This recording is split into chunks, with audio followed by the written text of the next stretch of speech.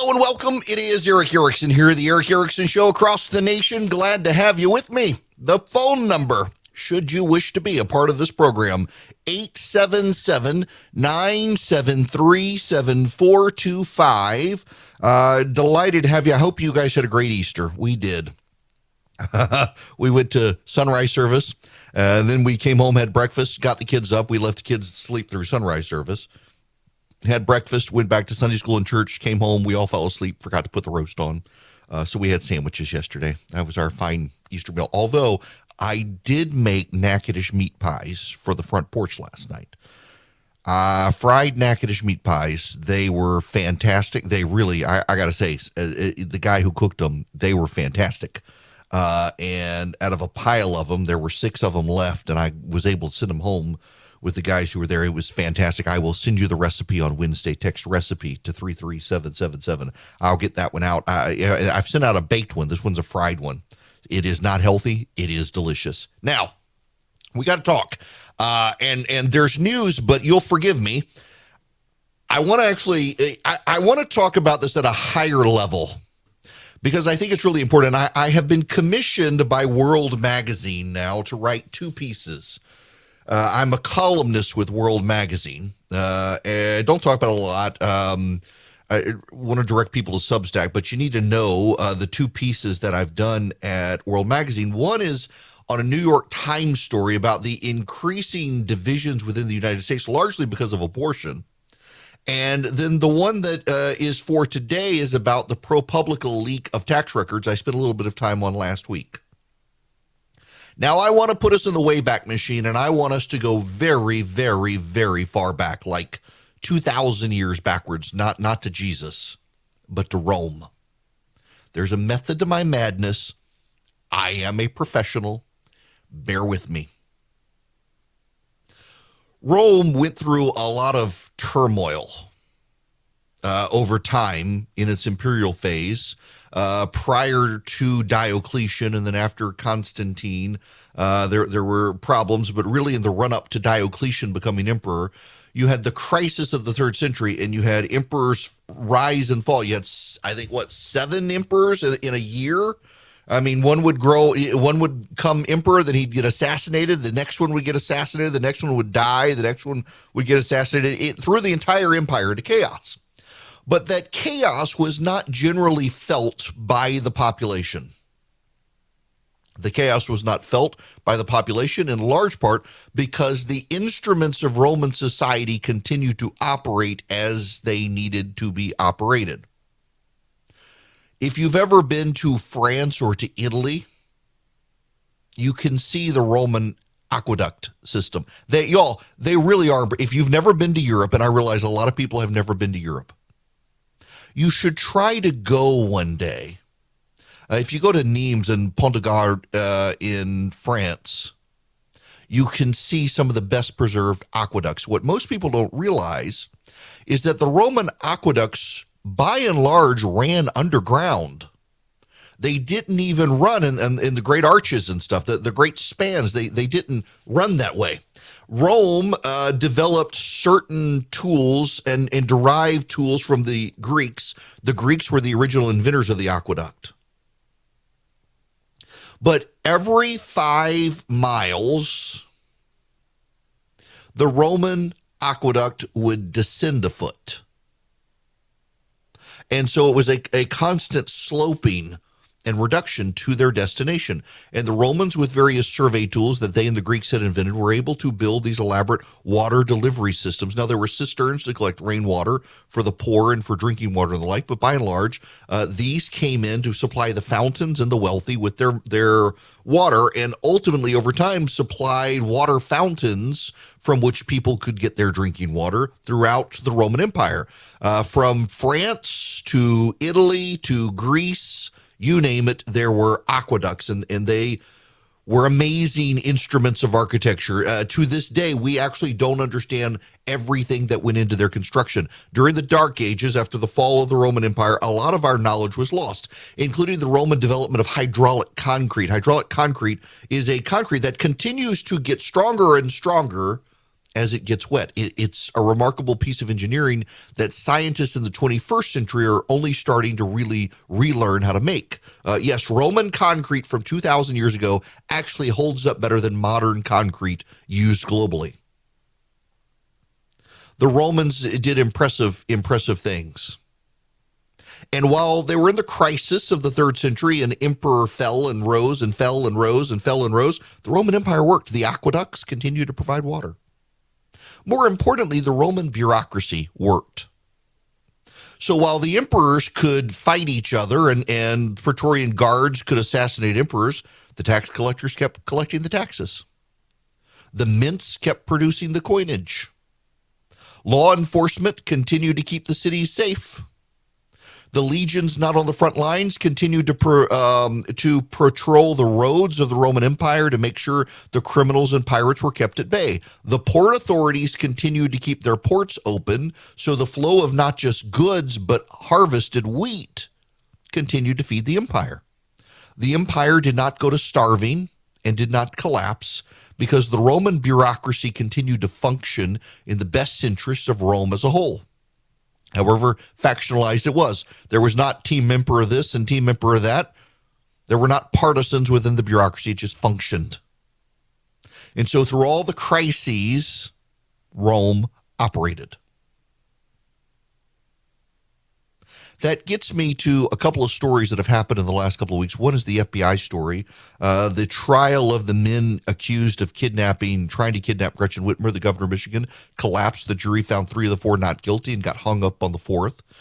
The salacious details of the FBI turned out not to be true.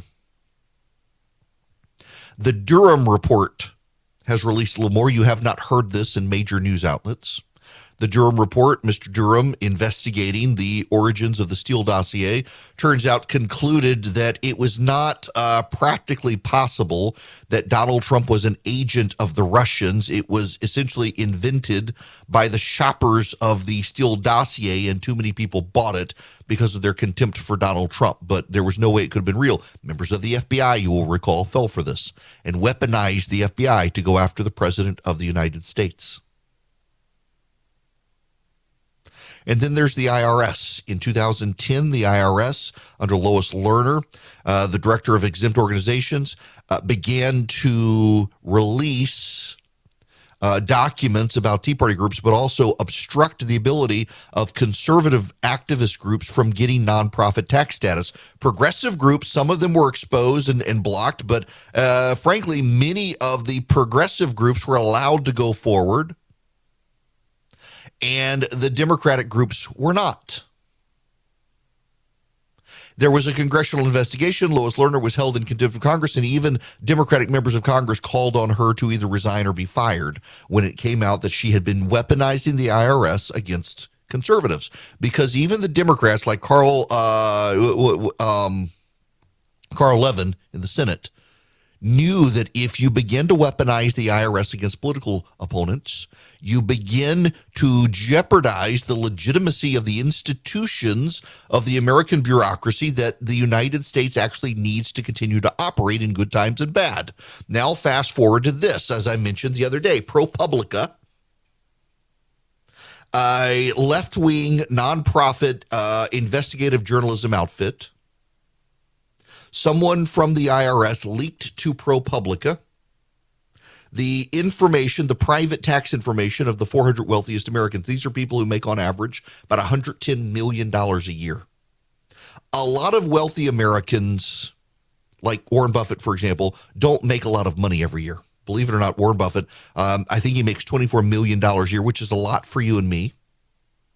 But it's small. It's a pittance compared to the 400 wealthiest Americans, the Bill Gateses of the world, the Walton family from Walmart, make hundreds of millions of dollars a year in income and file 1040s. Some, like Warren Buffett and others, they borrow against their wealth so they can offset their tax liability with loans. It brings down the amount of money they pay in taxes. These are all perfectly legal tax schemes that have come out of our complicated tax code that Congress has blessed or the IRS has sanctioned. But of the 400 wealthiest Americans, it's not a coincidence that this ProPublica report comes, not just as tax filing season is here. Today is the day to file your taxes or your extension. But also as Democrats want to tax these wealthy Americans.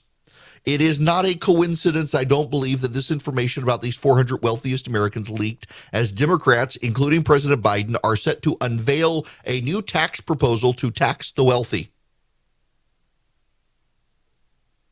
And there are a lot of people out there who say, well, so they're wealthy. Why should I care? You should care because justice requires that you care. The operations of our government as a united government in which we can trust require justice. And justice requires that you care about people who are unlike you. When the George Floyd matter happened and George Floyd was laid on the ground with the knee of the officer on his neck all those many minutes, there were some on the right said, well, George Floyd's a terrible guy. He was on drugs. He was a criminal. And a lot of us, myself included, were like, regardless of George Floyd's past, no American should have a knee on their neck that long, like that, in that situation. And justice required that though some of us have nothing in common with George Floyd, for our common humanity, we should be outraged by it. And there were some on the right who refused because of his record, because of his past behavior, because it's I got to stand with the police, regardless of what the individual officer did. The same way, the media and the left turned on Nick Sandmann. Nick Sandmann was the young man in Washington at a pro-life rally who was vilified by the press, claiming that he was assaulting, obstructing, or otherwise abusing the rights of an American Indian protester. It turns out it was the American Indian protester who caused everything. And by the way, that guy spoke out and said what had happened after some cajoling. It turned out Nick Sandmann was innocent of everything he was accused of. He wound up suing and getting a lot of money, and he was vilified by people on the left. But justice must not care who the person is or whose politics they're in. For our system to work, we must be blind to it. And so we are blind to it. We show ourselves blind and we get outraged by injustices to the poor, to people who are of different races. But increasingly with partisans, we have a hard time saying justice demands this because we don't like the guy, so we don't care what justice does. And the same holds true for this. There are a lot of people say, well, it's the richest Americans. Who cares? Screw them. This is for the greater good, this exposition. Exposing them is for the greater good, says every tyrant ever. If you can't care about this, if you can't care that the IRS is weaponizing itself, that partisan progressives within the IRS are weaponizing the IRS, you're ultimately going to be made to care when the system of justice collapses, when the system of trust in government collapses, when the respect for the bureaucracy collapses, and it's already collapsing. We have a problem. The Romans could weather the storm of the crisis of the 3rd century because everyone agreed the Roman bureaucracy could be trusted to function. Very few people these days agree the American bureaucracy can be trusted to function. And if that's the case, we have bigger problems than the Roman Empire had. So many people want to compare us to the Roman Empire. We're not even at the imperial stage yet. We're rapidly headed towards that imperial stage, I suspect, as the precursor events within the Roman Republic, the graft, the greed, the corruption, the turning on each other are foreshadowing what's happening in the United States right now. Something wicked this way comes within this country when we as a people decide our measure of what is just and unjust is based on whether we like the people, not what was done to them. And what is done now is our American bureaucracy is being weaponized against partisans, weaponized against people, weaponized against the unpopular in order to affect public policy. That's not the way the system's supposed to work. And if it keeps working that way, the whole house is going to collapse. Something's got to be done, and it's outrageous to me that no one in the media or in the political realm is willing to speak up and do anything because it just so happens that the victims are very wealthy. If you're not willing to say anything about the victims because they're very wealthy, at some point, people won't say anything about the victims who are very poor. And at that point, the whole thing comes crashing down around us. We got real problems, and someone needs to do something in Washington.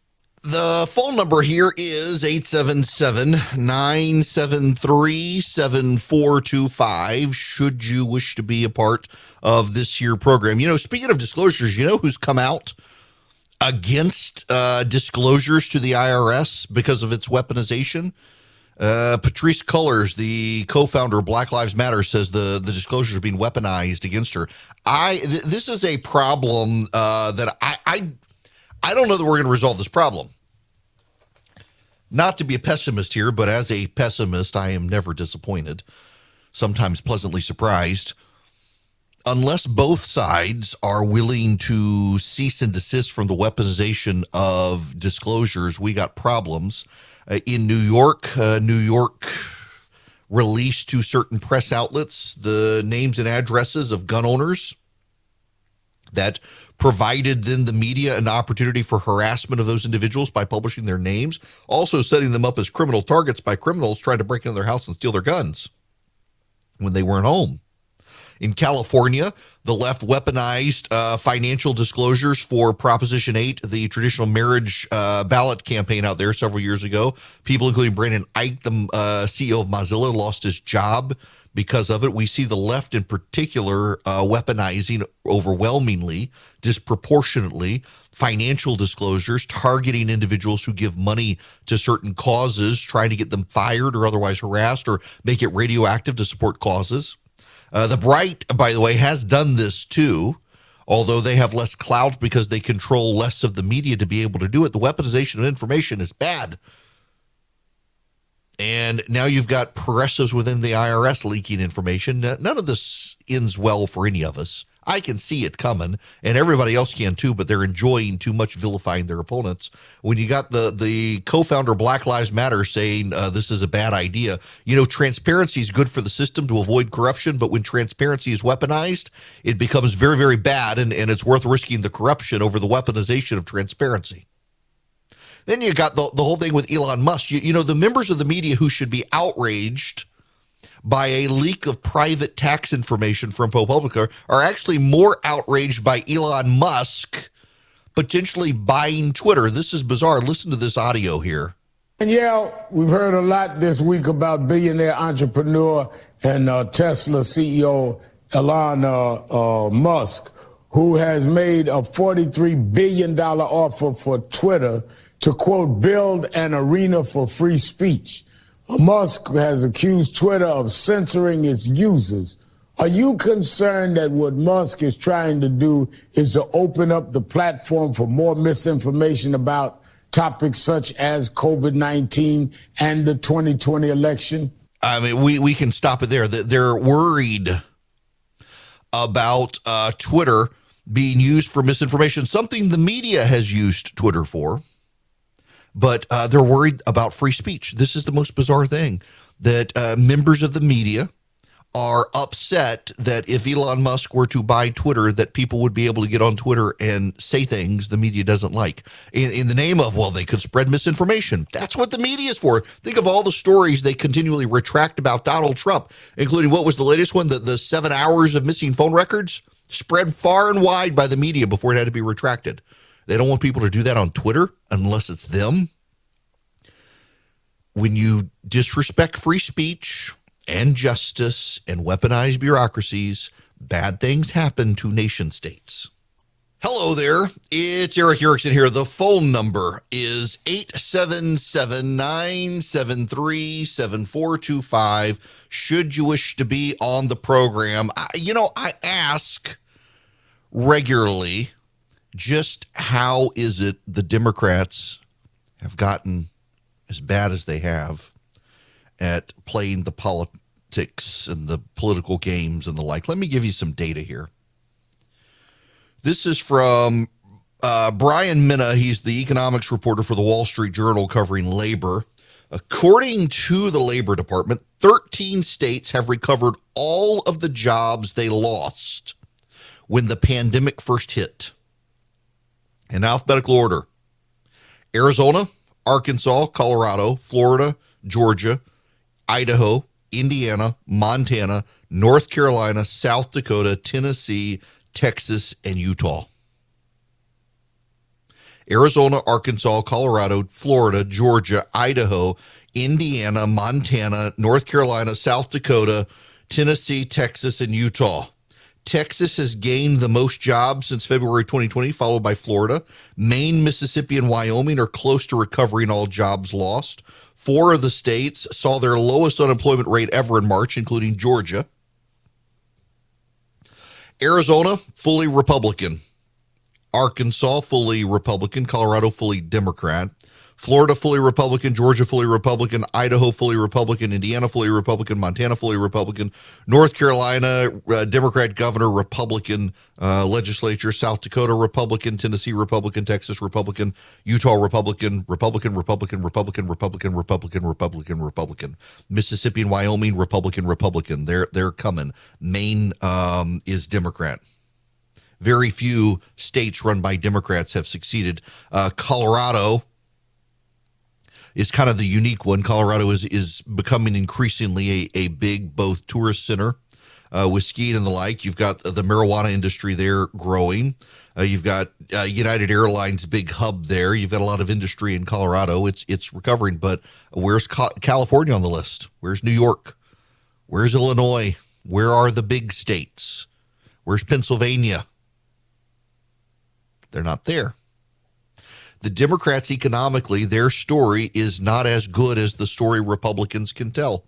It's not just southern states, although look at the list here. Arizona in the southwest, Arkansas in the southwest, Florida or in the south, central south, Florida southeast, Georgia southeast, North Carolina southeast, Tennessee southeast, Texas south, Mississippi south. But it's not all of them. It is, however, overwhelmingly Republicans. The Democrats have a lot of economic and fundamental problems they're having a hard time dealing with. And frankly, part of the problem is the Biden administration keeps making things worse.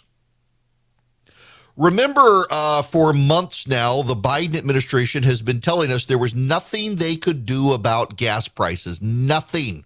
There was nothing they could do. And then they released from the Strategic Petroleum Reserve. It helped trickle down prices a little bit. Interestingly enough, I told y'all, had they done anything for show, it would have helped. And now they've done something else. They're going to resume oil and gas leasing. The Interior Department is going to put together 144,000 acres for leasing for oil and gas. But they're also going to raise the fees. Royalty rates are going to go from 12.5% to 18.75%. You got that? So they're going to increase the amount of land available for leasing, but they're going to raise the rates. So they will raise the cost to the oil and gas industry while opening more land. Progressives are furious that this is going to increase the climate change, but is anyone really going to take them up on the offer when you're raising the rates? Now, the reason they're raising the rate, they have a plausible case here. It's what most private landowners and major oil and gas states do, but it's going to raise the costs. Had they left the rate the same and expanded the land, they would have gotten much quicker, greater pickup. They can't help themselves. They're trying to say they're doing something while also disincentivizing doing anything.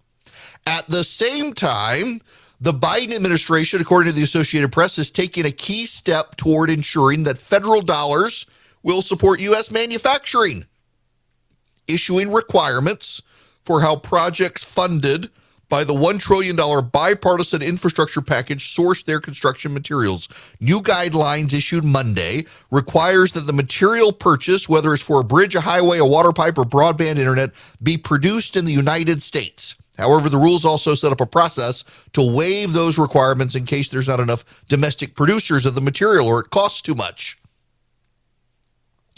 So we're going to insource. Now, a lot of you will think this is a good idea. I disagree. Insourcing sounds great, but if the product to be purchased is twice as expensive and no better quality than the products you get abroad, why make American taxpayers do that? You are punishing the American taxpayers. You actually get less infrastructure built because of the higher prices. So they're causing higher prices while saying they're going to do something. Who does this? Isn't smart. It's genuinely not smart for the Biden administration to do that. It sounds good. It'll be politically popular in steel-producing states like Pennsylvania, a must-win state for the Democrats, and Wisconsin, a must-win state for the Democrats in 2022 for the Senate races. But it's bad politics. And then you've got, of course, Title 42. Here's Chuck Todd from Meet the Press on Sunday. The three things you need to tackle inflation right now: tax hikes, higher interest rates to make it harder to buy a home, and more immigrant labor to fill the jobs that we don't have here, and all because wages are rising too fast. But who wants to be the politician that advocates for those policies? Hey, we need to slow wage growth here. We need to open our borders a little bit more. It really is confounding, and I think you have an administration here that is a bit paralyzed on the immigration issue. What is necessary for the economy, they don't want to touch with a 10-foot pole because of how toxic just anything at the border has become. And look, some of this for Greg Abbott is political theater, trying to keep up with Ron DeSantis as he wants to do his whole 2024 business. But it's a potent issue, and it's potent enough that it's dividing the Democratic Party. It's not dividing the Republican Party. Exactly. Here's Beto O'Rourke, running for governor of Texas, who's decided it's time to end Title 42. But I want to turn our attention to Title 42. You don't think it's a good idea for the Biden administration to end Title 42. Why? No, I think it's time to end Title 42. Okay. I don't think we should have ever implemented it. It's a very cynical reading of U.S. law. I mean, they tried to help him out on that one, and he's like, nope, I think it's time to get rid of it. This is a problem. You have all these people coming across the border. Now, I want you to know the media, though, is doing some damage control. John Harwood, this is his analysis. This is analysis because it's from John Harwood, who's worked at various press outlets and now is an analyst for CNN. He gets to write this. There's not much more President Joe Biden can do about it. There's not much he can do to curb inflation. There's not much he can do to stop migrants from reaching America's southern border, or to reduce crime, or to make vaccine resistors get shots that would hasten the end of the coronavirus pandemic. There's not much Joe Biden can do to compel cooperation from defectors within his thin Democratic congressional majorities. There's nothing at all he can do to compel it from Republican adversaries who would rather aggravate than alleviate his burdens. In other words, there's not much Biden can do about the heaviest weights depressing his political standing, which has remained stuck in the avalanche waning zone for months. So his party faces the likelihood of substantial November election defeat that hands the House and perhaps the Senate to the GOP. Biden and his aides will spend the next 7 months trying just the same, using the White House bully pulpit, executive authority, and international diplomacy. Marginal benefits represent the best they can hope for. Wow, this is it. This is where they are. Resignation. We've entered the resignation phase for the Democrat. I mean, John Harwood is a progressive. He is a Democrat. He is sympathetic to the Democrats. He is biased to the Democrats. And here he is. We're going to get killed and there's nothing we can do. Let's take these one at a time, shall we? There's not much Joe Biden can do to curb inflation. Actually, there is. You know what Joe Biden could do? He could boost drilling immediately. Why? Because energy is the number one component of inflation in America right now. You reduce energy costs, which you would do by immediately expanding the playing field for oil and gas in the country, you would lower energy prices. Energy prices going down would cause inflation to go down. It really would. So many of the food prices out there right now are because of the transport costs, the grain costs. They're moving grain from feed to ethanol. All of these things are because we have curtailed gas and oil. You expand gas and oil, you lower inflation because you lower energy costs across the board. And that translates into food costs. It translates into transport costs. It translates into everything. There's not much she can do to stop migrants from reaching the U.S. southern border. That's not the problem. The problem is them coming across. Note the phraseology there. The problem is the southern border needs to be secured. If Biden secured the southern border, he would stop migrants, but he doesn't want to. There's not much, John Harwood says, he can do to reduce crime. Actually, did y'all hear about there was a mass shooting in South Carolina over the weekend, over Easter weekend? Someone shot a bunch of people, I think in a mall, like 11 people shot, nobody dead so far, thankfully. The judge sent him away with an ankle bracelet and home arrest, the criminal, the shooter, the suspect.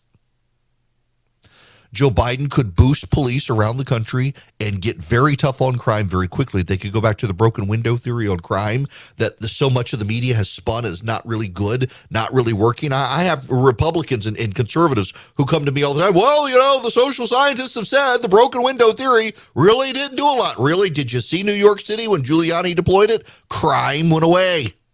It became very safe. And there's not much to make vaccine resistors get shots that would hasten the end of the coronavirus pandemic. We've gotten the country over 2/3 vaccinated, and the pandemic is rebounding on people who are vaccinated. That's such a distraction. There's not much he can do to compel cooperation from defectors within his thin Democratic congressional majorities. Nope, there's not. He's right. He can't do that. Or compel Republicans to work with him. There's not. But look at that. Inflation, he says there's nothing he can do, and he can. The southern border, he says there's nothing he can do, and he can. Crime, he says there's nothing Biden can do, and he can. The fact that you have a member of the media, not just anybody, this guy was on CNBC, he's now at CNN, he's been in the New York Times, and he said, there's nothing he can do about any of these problems, when a lot of these problems are there because of Joe Biden. The problem is that the Democrats institutionally cannot take on these problems. They can't take on these problems because they have been held hostage by the left. Elizabeth Warren has an op-ed, a guest essay, they call it, in the New York Times today. The headline, Democrats can avoid disaster in November. I only want to read you the first paragraph. Listen to this. Democrats are the party of working people. Ahead of the 2020 election, we advanced ideas and plans that we believed would, in ways big and small, make our democracy and our economy work better for all Americans. Across the country, voters agreed with us and gave us a majority in Washington so we could deliver on those promises. Let's break this down. Democrats are the party of working people. Actually, they're not. And this is the problem that the Democrats have. They perceive themselves to be the party of working people. In reality, they're the party of Karen. Rich white women with bad dye jobs who are in everybody's faces complaining about stuff and using the phrase Latinx. Elizabeth Warren perceives herself to be on the side of workers. In fact, she's on the side of Karen. No offense if your name is Karen. You know what I mean. Then she says they try to do all these things to help big and small, make democracy and economy work, and voters awarded us a majority in Washington. Actually, they reduced your House of Representatives majority to almost losing it, and you only got the Senate majority because Republicans in Georgia, 427,205 of them, stayed home because they were convinced the election was going to be stolen. You didn't do anything. In fact, Democratic policies made it worse. This level of being that out of touch with how they're perceived and what actually happened is why the Democrats are going to have a very hard time rebuilding in 2022 after what comes. And what's coming is brutal for them. Wait until you hear the president's pollster. I've got that audio when we come back. The economy is so bad now. We haven't seen an economy like this in 40 years.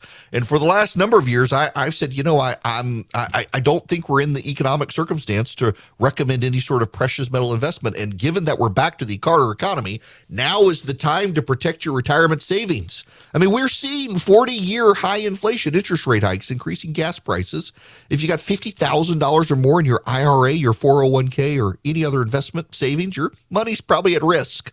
You don't have many options, but you can protect your money with physical gold and silver. You can call Goldco at 855-904-5933. You'll get a free wealth protection kit to learn how to use gold and silver to protect and grow your money. And my friends at Goldco will tell you how many of their customers get $10,000 or more in free silver with their orders. You can too. Goldco has helped thousands of Americans protect their retirement against inflation and stock market crashes. They can help you too. You call them 855-904-5933, or if you text Eric to 33777, I will send you back Goldco's phone number, so you don't have to memorize it. Just text Eric to 33777. I'll text you their phone number. Call them. You get the free wealth protection kit, not kilt, and they tell you how you can get $10,000 or more in free silver. Goldco, they're my partners on this. Text Eric to 33777. The phone number here is 877-973-7425. If you want to be on the program, we got to talk about Disney. When we come back, there was a big story over the weekend. They're running into more and more trouble in the culture war front. Don't know how to navigate it. Of course, it frustrates me that the media keeps saying conservatives are the culture warriors here when we're just kind of standing for the status quo and everybody around us is fighting, trying to push us off a cliff, push the whole society off a cliff. But before we get there, a public university in Ohio will pay $400,000 to a philosophy professor who refused to use a student's preferred pronouns. The settlement arrives 4 years after the school punished the professor for not using a student's preferred pronouns. The legal team for the professor argued the university violated the professor's First Amendment rights. During a political philosophy class, Shawnee State University professor Nick Meriwether responded to a biological male student's question by saying, "Yes, sir." When the class ended, the student confronted Meriwether. The student declared to be transgender and to be referred to as a woman with feminine titles and pronouns. When Meriwether did not instantly agree, the student became belligerent and promised to get Meriwether fired. The student filed a complaint, which triggered an investigation. Meriwether said the pronouns would force him to speak and act contrary to his own Christian convictions and philosophical beliefs. Meriwether reportedly offered to address the student by the individual's first or last name, but the student insisted on the preferred pronouns. The university rejected Meriwether's compromise and claimed he created the hostile environment, and the university slapped the professor with a written warning on his personnel file. Meriwether filed a lawsuit claiming that the school violated his First Amendment and 14th Amendment rights. The lawsuit was dismissed but was revived by the Sixth Circuit Court of Appeals in March of 2021. They ruled that the university punished a professor for his speech on a hotly contested issue, and it did so despite the constitutional protections afforded by the First Amendment. Good. There's now a settlement, $400,000. Good. The regular season is heating up. New stars are emerging, and that means more opportunities to win up to 25 times your cash on Prize Picks, the most exciting way to play daily fantasy sports. Just select 2 or more players, pick more or less on their projection on a wide variety of stats, and place your entry. It's that easy. Let it fly to turn $10 into $250 with just a few taps. Easy gameplay, quick withdrawals, and injury insurance on your picks are what make Prize Picks the #1 daily fantasy sports app. Watch your favorite players and get paid doing it this basketball season. See your entries make progress during the game or make new entries for the second half and the fourth quarter. 3-pointers, assists, rebounds, and everything in between are yours for the taking. Join the Prize Picks community of more than 7 million players who have already signed up. Right now, Prize Picks will match your first deposit of up to $100. Just download the Prize Picks app and use code GET100. That's code GET100 on Prize Picks for a first deposit match of up to $100. Prize Picks. Pick more, pick less. It's that easy.